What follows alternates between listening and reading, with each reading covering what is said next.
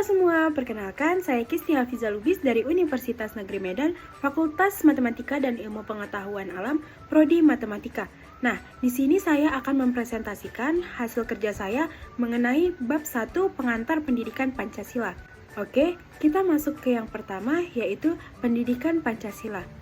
Pendidikan tentang Pancasila merupakan salah satu cara untuk menanamkan pribadi yang bermoral dan berwawasan luas dalam kehidupan berbangsa dan bernegara.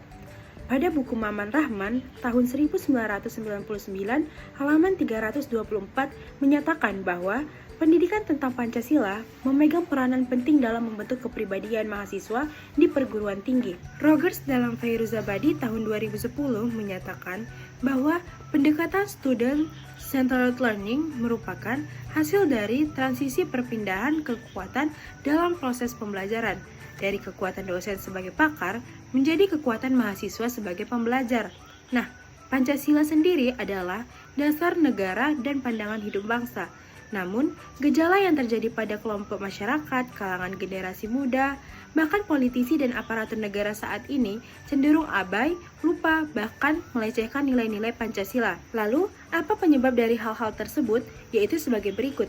Yang pertama, Pancasila pernah dijadikan sebagai alat legitimasi kekuasaan oleh Orde Baru. Maka, ketika Orde Baru tumbang, banyak orang atau sekelompok masyarakat yang mempertanyakan apakah Pancasila bisa dipertahankan atau tidak. Yang kedua, revitalisasi nilai-nilai Pancasila terlambat mengikuti perubahan yang berlangsung sangat cepat, sehingga nilai-nilai tersebut kurang aktual atau kontekstual. Yang ketiga, tidak ada lagi lembaga yang secara khusus melestarikan, mengembangkan, dan menormalisasikan Pancasila. Yang keempat, terjadinya inkonsistensi pada tataran nilai praktis, di mana hal ini ditengarai dengan perilaku penyelenggaraan negara, pemimpin pemerintah, dan tokoh-tokoh masyarakat yang tidak sesuai dan bertentangan dengan nilai-nilai Pancasila. Yang kelima, pembelajaran Pancasila tidak eksplisit dalam penyelenggaraan pendidikan nasional sehingga berdampak pada kurang dikenalnya Pancasila oleh peserta didik dan miskinnya pengkajian Pancasila secara akademik. Oke, kita masuk ke dinamika dan tantangan pendidikan Pancasila. Yang pertama itu ada dinamika pendidikan Pancasila. Pendidikan Pancasila mengalami berbagai fase dalam implementasinya. Yang pertama itu pada 1 Juli tahun 1947 pada pidato Bung Karno tentang lahirnya Pancasila, diterbitkan dalam sebuah buku. Kemudian, pada tahun 1960, Departemen P dan K menerbitkan buku Manusia dan Masyarakat Baru Indonesia untuk membentuk manusia patriotik. Kemudian, setelah dekret Presiden pada 5 Juli 1959, pendidikan Pancasila semakin ditekankan, termasuk melalui Pedoman Penghayatan dan Pengamalan Pancasila atau P4 yang diresmikan dalam TAP MPR RI nomor 2 MPR tahun 1978.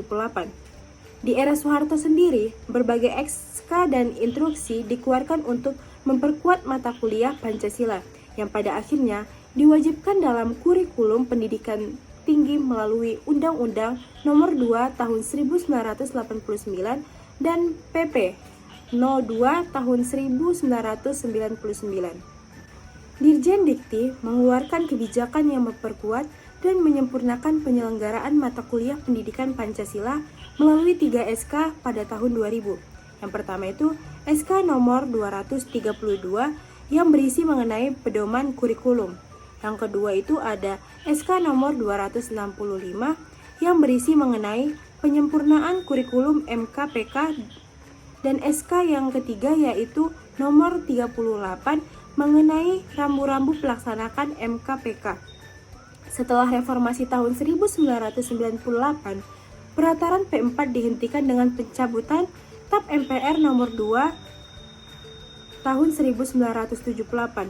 Pendidikan Pancasila tetap diwajibkan di perguruan tinggi berdasarkan Undang-Undang Nomor 20 Tahun 2003. Yang kedua yaitu tantangan pendidikan Pancasila. Al-Bugani menyatakan bahwa Pancasila adalah leitmotif atau leitstar, yaitu dorongan pokok dan bintang penunjuk jalan. Nah, tanpa Pancasila sendiri, kekuatan negara bisa menyimpang, sehingga penyelewengan harus dicegah dengan mengutamakan Pancasila sebagai dasar filsafat dan moral. Tantangan dalam menyelenggarakan pendidikan Pancasila di perguruan tinggi adalah bagaimana membuatnya lebih menarik dan efektif. Tantangan ini berasal dari faktor internal seperti keterbatasan sumber daya dan spesialisasi program studi yang mengurangi minat mahasiswa, dan serta faktor eksternalnya sendiri seperti krisis keteladanan politik dan gaya hidup hedonis di masyarakat. Oke, kita masuk ke pentingnya pendidikan Pancasila. Di era globalisasi saat ini, perkembangan teknologi informasi berdampak besar pada kehidupan manusia, baik positif maupun negatifnya. Dampaknya juga terlihat pada karakter generasi muda yang menghadapi berbagai permasalahan sosial seperti kriminalitas, KKN, dan degradasi moral. Ironisnya, meskipun dengan pendidikan di Indonesia lebih menekan aspek keilmuan, pendidikan karakter justru sering terabaikan. Pendidikan Pancasila penting untuk membentuk generasi muda yang cerdas dan berkarakter. Pengetahuan moral yang ditanamkan melalui pendidikan Pancasila sendiri diharapkan dapat memperkuat karakter bangsa, sehingga generasi muda tidak hanya kompeten tetapi juga peduli terhadap kemajuan Indonesia.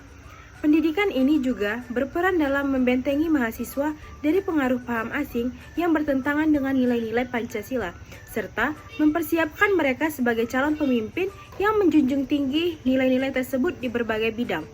Kita masuk ke landasan dan dasar pemikiran pendidikan Pancasila. Yang pertama itu ada dasar historis. Bangsa Indonesia terbentuk melalui proses sejarah panjang, mulai dari era Kerajaan Kutai, Sriwijaya, Majapahit, hingga masa penjajahannya. Selama berabad-abad, bangsa Indonesia berjuang untuk menemukan jati dirinya sebagai bangsa yang merdeka dengan pandangan hidup tersendiri. Jati diri inilah yang merumuskan oleh para pendiri negara dalam 5 prinsip yang kemudian dikenal sebagai Pancasila. Di era reformasi, bangsa Indonesia perlu memiliki visi dan pandangan hidup yang kuat agar tidak terombang-ambing di kancah internasional ini. Nilai-nilai Pancasila, meskipun dirumuskan secara formal pada masa kemerdekaan, sebenarnya sudah ada sejak zaman kerajaan, seperti ajaran moral Ma-5 di era Majapahit yang melarang pembunuhan, pencurian, perzinaan, mabuk-mabukan, dan berzudi. Yang kedua adalah dasar filosofis. Ketika Republik Indonesia diproklamasikan, dunia tengah dilanda dengan pertentangan ideologi antara kapitalisme dengan komunisme. Kapitalisme sendiri menekankan kebebasan individu, sementara komunisme mengutamakan kepentingan kolektif. Para pendiri Indonesia berhasil menjaga keseimbangan dari dua kutub ini dengan merumuskan Pancasila sebagai pandangan hidup bangsa. Pancasila di sini berfungsi sebagai dasar falsafah negara, pedoman hidup, serta karakter bangsa Indonesia yang membedakan dari bangsa lain. Pentingnya pendidikan Pancasila di sini adalah untuk melestarikan karakter bangsa dari ancaman globalisasi dan memastikan bahwa nilai-nilai ini menjadi landasan dalam segala aspek kehidupan bernegara, termasuk aspek kehidupan sistem hukum, sistem politik. Yang ketiga yaitu dasar sosio-kultural. Bangsa Indonesia yang terdiri dari lebih 300 suku dan terbesar di lebih dari 17.000 pulau, secara sosiologis telah menerapkan nilai-nilai Pancasila. Pancasila menjadi dasar pemersatu bangsa yang beragam, baik melalui norma hukum tertulis maupun adat istiadat yang tidak tertulis. Sejarah menunjukkan bahwa setiap kali ada upaya pembencahan, nilai Pancasila menjadi solusi untuk menyatukan bangsa seperti saat G30 SPKI yang memperkuat Pancasila sebagai kekuatan mempersatu. Pancasila berasal dari adat istiadat, kebudayaan, keagamaan, dan nilai-nilai asli bangsa Indonesia yang mencerminkan gotong royong, kekeluargaan, ketuhanan, dan kemanusiaan. Nilai-nilai inilah yang dikembangkan melalui pendidikan formal agar terus terlestarikan melalui pendidikan yang akan datang. Pancasila adalah kristalisasi dari budaya bangsa yang telah ada jauh sebelum proklamasi kemerdekaan dan merupakan hasil pemikiran besar dari para pendiri negara. Kita masuk ke yang keempat, yaitu dasar yuridis.